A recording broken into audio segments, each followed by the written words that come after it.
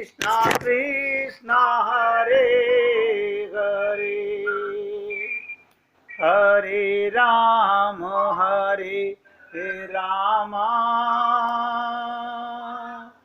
राम राम हरे हरे, हरे कृष्ण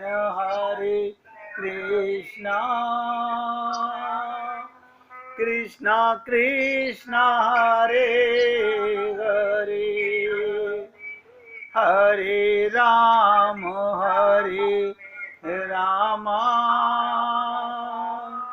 राम राम हरे हरे, हरे कृष्ण कृष्ण कृष्ण हरे हरे, हरे राम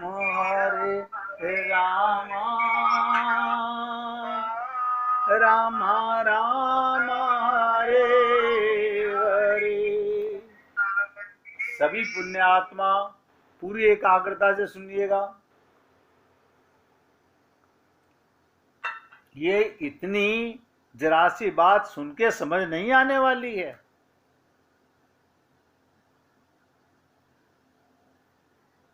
इतनी बात सुन के समझ आ जाए ना ना ना ना, अनुभव से समझ में आती है,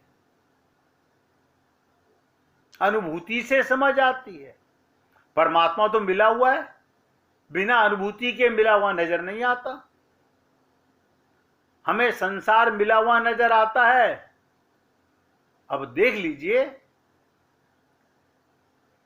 ईश्वर की सृष्टि में क्या खेल हो रहा है। ये भगवान का खेला है संसार। ईश्वर ने पहचान बता दी, जो चीज कभी नहीं बदलती, हमेशा एक सरीखी रहती है, वहां ईश्वर को पहचानो। और जो चीज बदलती रहती है, नाशवान है, मृत्यु से ग्रस्त है, वो अदलने बदलने वाली, वहां फंसो मत। आपका प्रेम, आपका अपनापन कब सच्चा है? जब आपने उसमें परमात्मा का अंश आत्मा मान के प्रेम किया है। वो कभी नहीं मरेगा। बहुत से लोग कहते हैं हमारे गुरुजी का तो देहांत हो गया। गुरुजी का शरीर मरा होगा, गुरुजी के शब्द नहीं मर सकते, गुरुजी का ज्ञान नहीं मर सकता, गुरु का प्रेम नहीं मर सकता। हमारी बुद्धि है, क्या करें।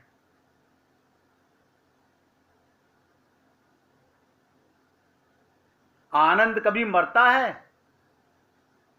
सांसारिक आनंद मर जाएगा, दिव्य आनंद कभी नहीं मरेगा। एक बार ज्ञान मिलने के बाद वो समाप्त नहीं होता। अब कौन सा ज्ञान? ये पुस्तकों का ज्ञान नहीं, ये तो इस जन्म में आपको हो गया, अगले जन्म में मिट जाएगा। पिछले जन्म का आपको क्या ज्ञान है बता दीजिए? कोई ज्ञान नहीं है। आत्मज्ञान एक बार हो जाए तो कभी नहीं मिटेगा।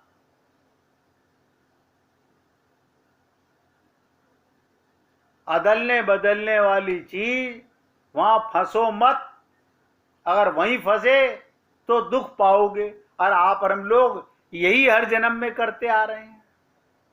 जन्म जन्मांतर से हमारा एक ही खेला चला आ रहा है। हम शरीर मान के प्रेम करते आए। हमने चेतन ना तो परमात्मा को जाना, ना अपने सगे भगवान ने कहा ना, त्वमेव सर्वम मम देव देवा। भगवान ही आपके घर के हर मेंबर बन के आए हैं। माता में कौन आया था? परमात्मा। आपने पहचाना नहीं? आप तो शरीर को मानते रहे, शरीर को माता, शरीर को पिता। परमात्मा ही आए थे लीला करने के लिए। ये भगवान का खेल है।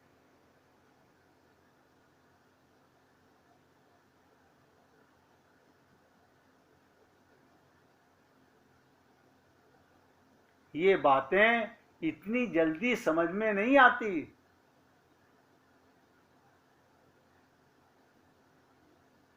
अगर ऐसे समझ आने लग जाए तो हर व्यक्ति कर ले।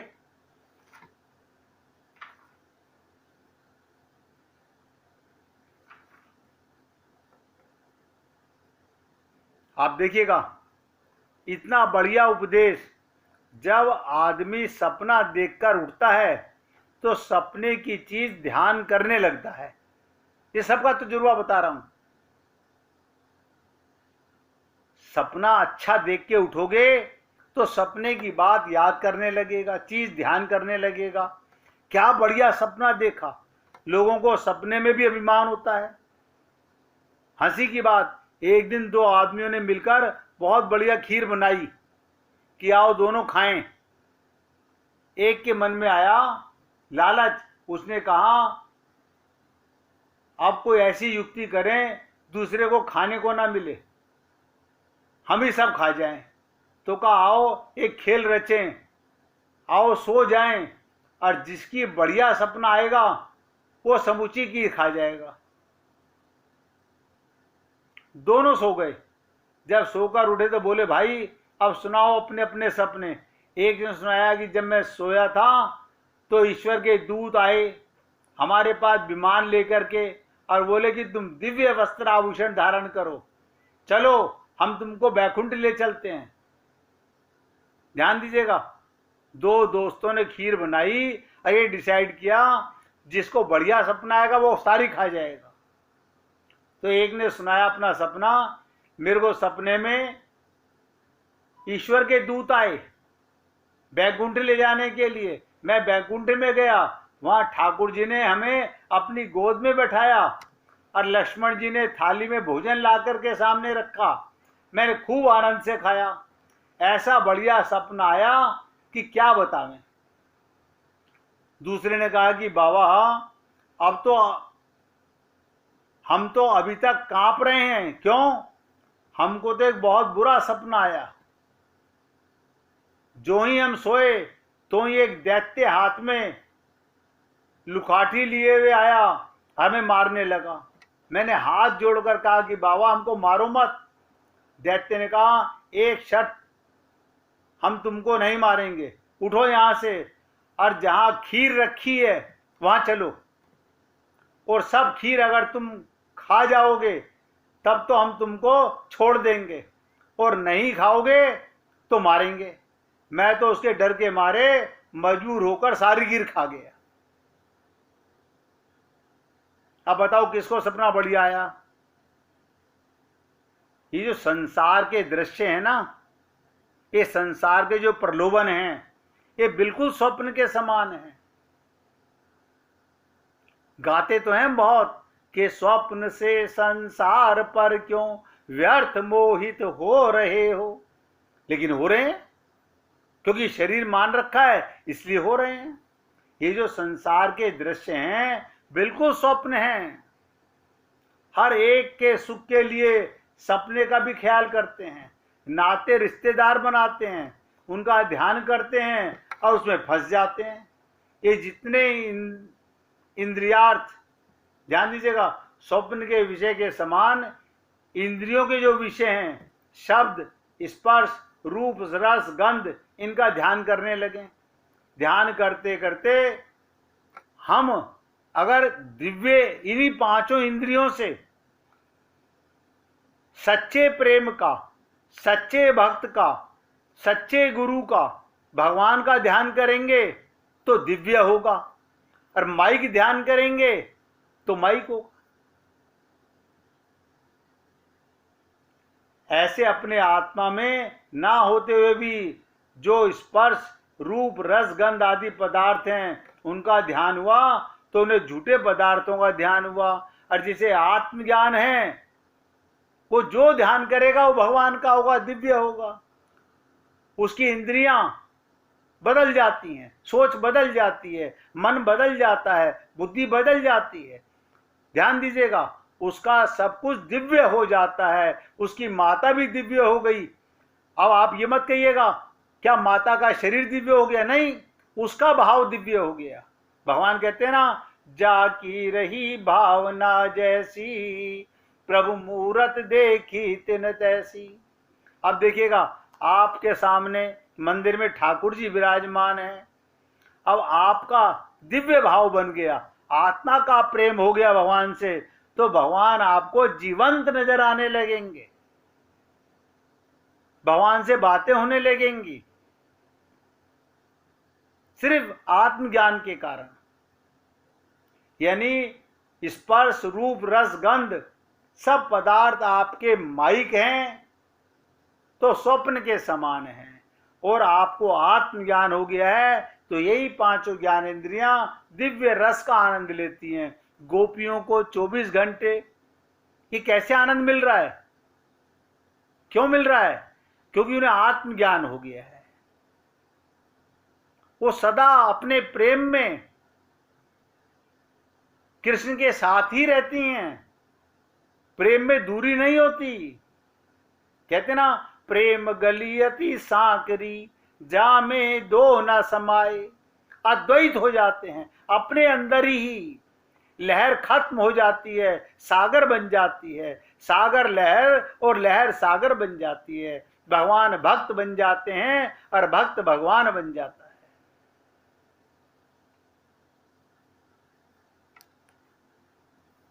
देखिए, मेरा तो फर्ज है आप लोगों से पूछने का, अगर नहीं समझ में आ रहा हो पूछ लीजिए, क्योंकि ये सुनना हुआ अंदर ठहरेगा नहीं, माना हुआ तो ठहरेगा, सुना हुआ ठहरेगा नहीं।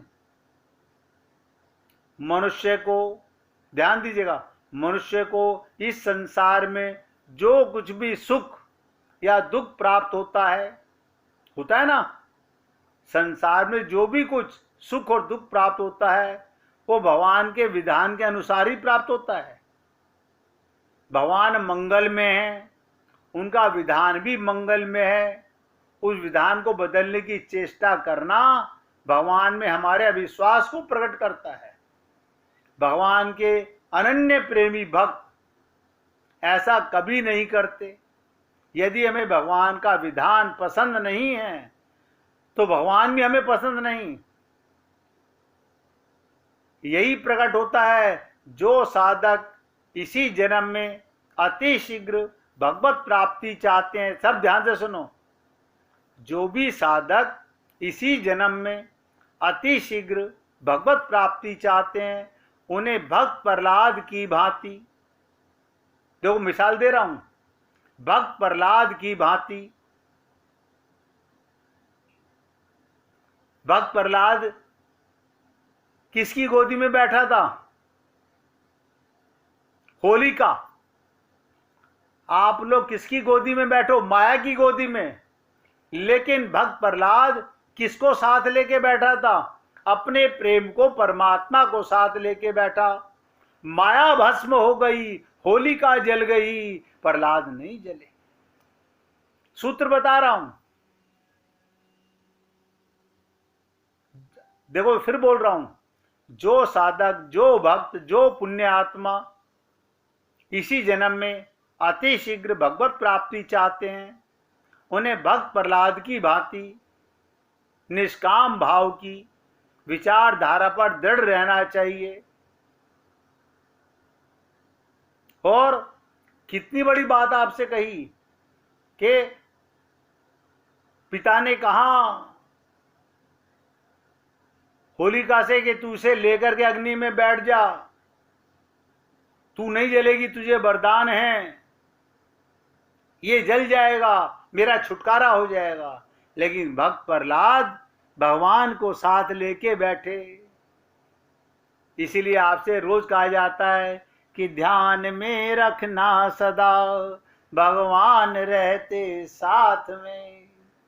माया को साथ लेके बैठोगे तो जल जाओगे, ये शरीर मान के रहोगे तो मिट जाओगे। आत्मा मान करके, भगवान को साथ लेकर के इसी जन्म में भगवत प्राप्ति कर जाओगे। बताइए इसमें कौन से मैं कायदे कानून या वो बता रहा हूं? यानी केवल भगवान का चिंतन, भगवान का मनन, भगवान का ध्यान, भगवान की लीला, भगवान के रूप, भगवान के गुण, इनमें और भगवान के भक्त इनमें मन को लगाओ।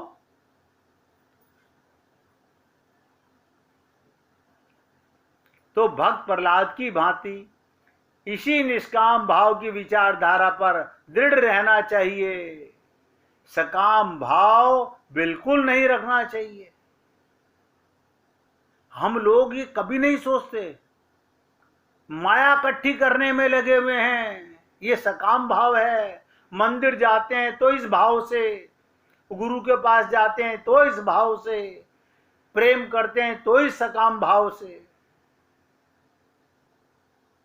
भगवान जाहि विधि राखें राम, ताहि विधि रहियो।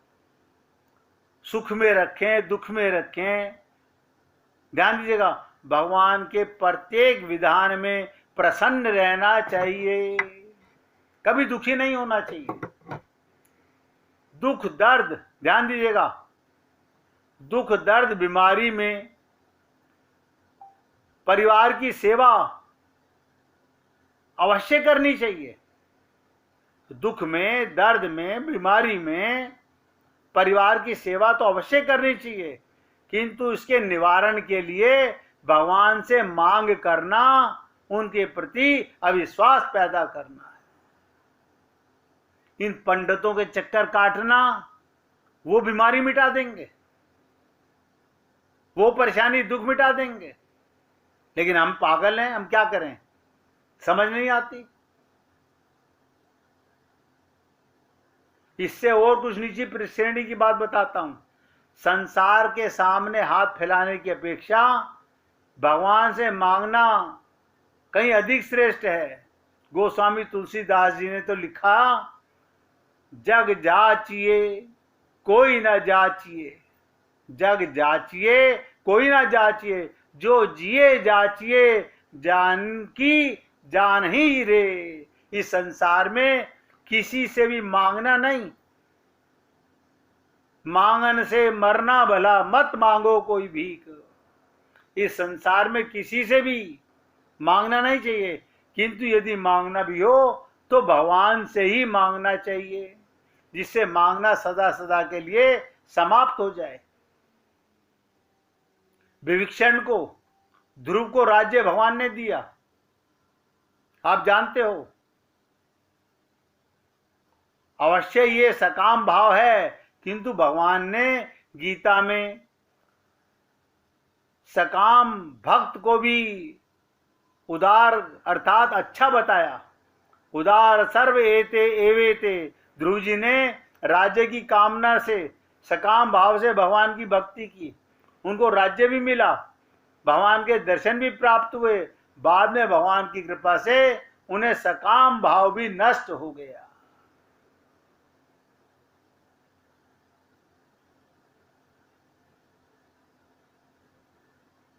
हम लोग गुरुओं के पास जाते हैं, मंदिरों में जाते हैं, दुख दर्द और कष्टों को लेकर के। ये लेके जाओ कि मुझे अब तक आत्मज्ञान क्यों नहीं हुआ, मेरा अब तक भगवान से प्रेम क्यों नहीं हुआ, ऐसी मुझ में क्या कमी है, वो कमी मिटाने के लिए जाओ। संसार तो कभी नहीं मांगना चाहिए। भक्त प्रहलाद की बातें कई बार आप लोगों से निवेदन की गई कि भगवान नरसिंह रूप में जब भक्त प्रहलाद के सामने अवतार लेकर आए और प्रसन्न होकर के भक्त प्रहलाद की आखिरी परीक्षा कि बेटा वर मांगो। और भक्त प्रहलाद ने क्या कहा, क्या मैं आपको मांगता नजर आता हूं? क्या आपने मेरे मन में कोई मांग डिमांड देखी है? भगवान ने फिर कहा, नहीं नहीं बेटा, हम देना चाहते हैं। तो क्या मांगा वरदान? हे प्रभु, आपकी आन और मेरी शान रहे, आपकी शान और मेरी आन रहे कि मैं जीवन पर्यंत अपने प्रीतम परमात्मा से कभी कुछ ना मांगूं। ये गुरु का वाक्य दिया हुआ है, गुरु का ज्ञान दिया हुआ है। सिर्फ इतनी सी बात, मांगन से मरना भला, मत मांगो कोई भीख। वो देवनहार ऐसे ही देता रहता है, बिना मांगे दे रहा है, और 8 पहर दे रहा है, 8 याम दे रहा है। इससे ज्यादा भगवान क्या देंगे?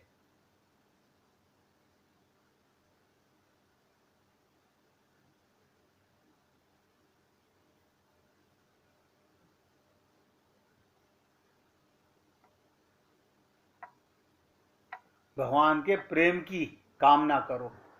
अगर करनी है तो भगवान का प्रेम मांगो, भगवान की संसार की सेवा मांगो। निवेदन मैं आपसे कर रहा हूं, भगवान कैसे हृदय में वास करते हैं ऐसा हृदय अपना बना लो। उत्तम गुण, उत्तम आचरण शीघ्र परमात्मा की प्राप्ति कराने वाले हैं।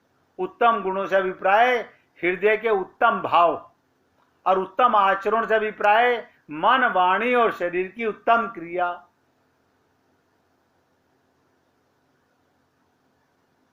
जैसे कोई मनुष्य दूसरे के अनिष्ट के लिए, ध्यान दीजिएगा, किसी का बुरा करने के लिए यज्ञ करे, दान करे, तप आदि करता है, तो उसकी वो क्रिया तामसी क्रिया कहलाती है। वही क्रिया यदि पुत्र, स्त्री, धन और स्वर्ग आदि के लिए की जाती है तो राजसी कहलाती है। और निष्काम भाव से संसार के हित के लिए यही कर्म अगर संसार के सुख सुविधा के लिए किए जाते हैं तो सत्कर्म कहती है, सात्विक कर्म कहलाता है। और निष्काम भाव से किया जाता है तो भगवान का प्रेम मिलता है। इसलिए कहते हैं संत महात्माओं का संग, सेवा, सत्कार, उत्तम आचरणों से व्यक्ति के हृदय में प्रेम का प्रसाद आता है। अब आप और हम लोग बहुत सुनते हैं, लेकिन कितना समझते हैं, कितना जानते हैं, कितना अपने अंदर लाना चाहते हैं? भगवान तो कहते हैं मैं सब भूतों में समभाव से व्यापक हूं, हरि व्यापक सर्वत्र समाना। समान है। अब ध्यान दो, डाकू के अंदर भी भगवान बैठा हुआ समान है, और हम भक्त के अंदर भी समान है। ना कोई मेरा अप्रिय है, ना कोई मेरा प्रिय है। गीता के 9वें अध्याय का 29वां श्लोक है, मैं सब भूतों में समभाव से व्यापक हूं, ना कोई मेरा अप्रिय, ना कोई मेरा प्रिय। परंतु जो भक्त मुझको प्रेम से भजते हैं वे मुझ में और मैं उनमें प्रत्यक्ष प्रकट हो जाता हूं।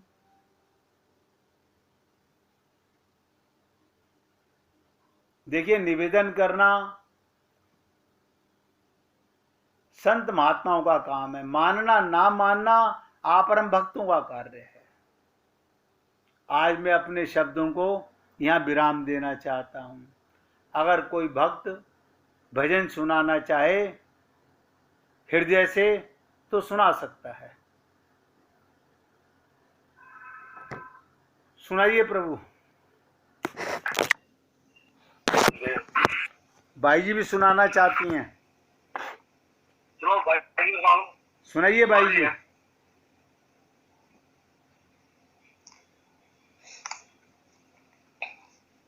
देखिए, हम तो सेवा करते हैं भाई ये सोच करके कि सबका कल्याण हो। अज्ञान से भटकाना, अज्ञान से हटा के भगवान के प्रेम में लाना चाहते हैं। अब भाई जी के मुखारबिंद से सुनिए, सुनाओ भाई जी।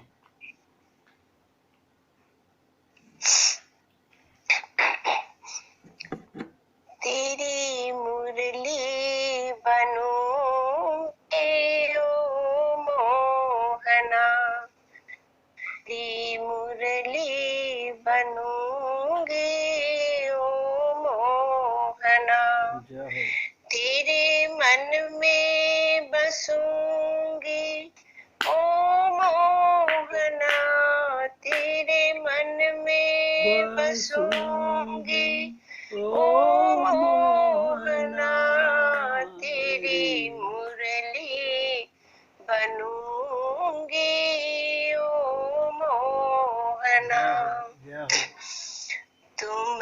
चंदन बनो मैं रोली बनूं, तुम चंदन बनो मैं रोली बनूं।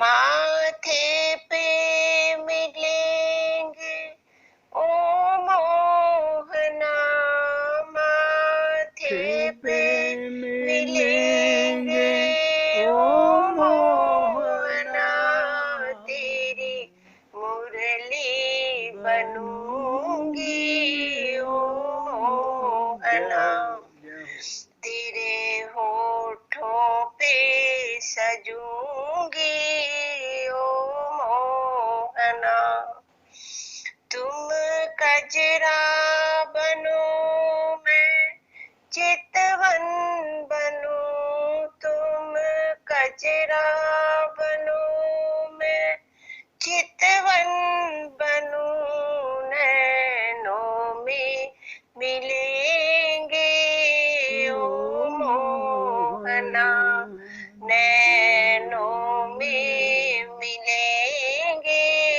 ओ मोहना, तेरी मुरली बनूंगी ओ मोहना,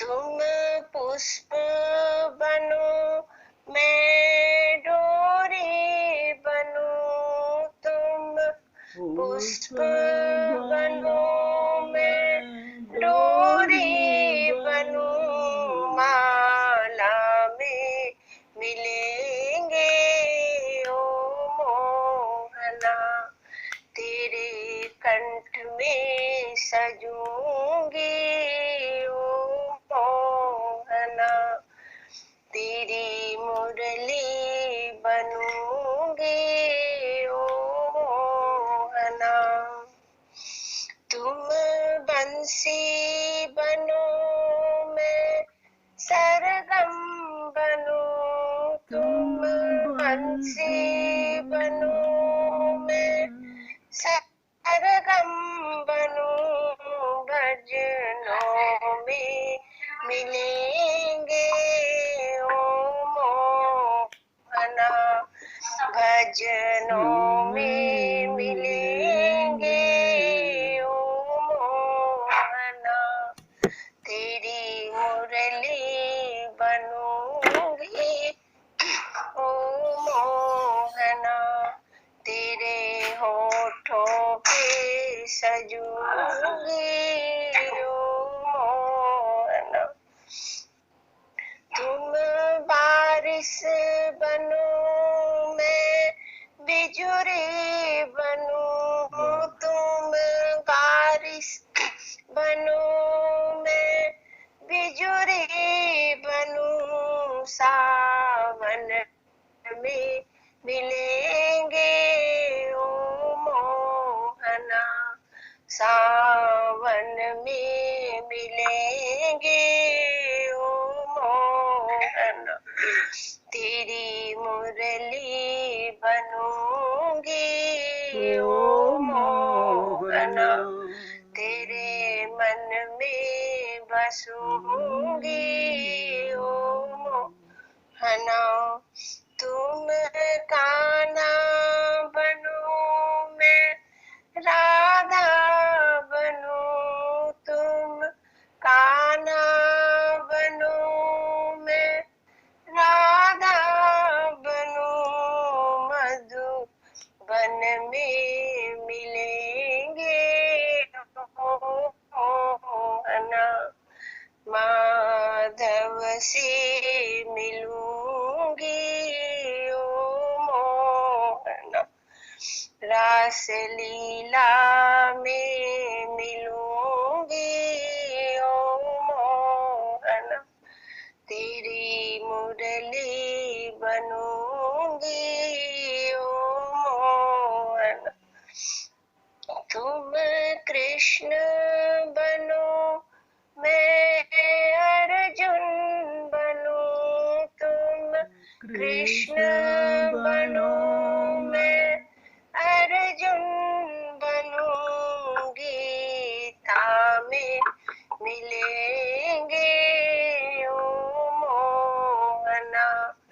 गीता में मिलेंगे ओ मोहना, तेरी मुरली बनूंगी ओ मोहना, तेरे मन में बसूंगी ओ मोहना, तुझे मन में बसाऊंगी ओ मोहना। जय श्री कृष्ण। बोलिए वृंदावन बिहारी लाल की जय। जय जय श्री राधे, जय जय श्री राधे। बोलिए लाल जी का मंगल हो, सभी भक्तों का मंगल हो। सबको राधे राधे भैया। भाई जी बहुत सुंदर भजन सुनाया आपने। बहुत बढ़िया। राधे राधे जी, राधे राधे, राधे राधे भैया जी, राधे राधे। राधे राधे जी।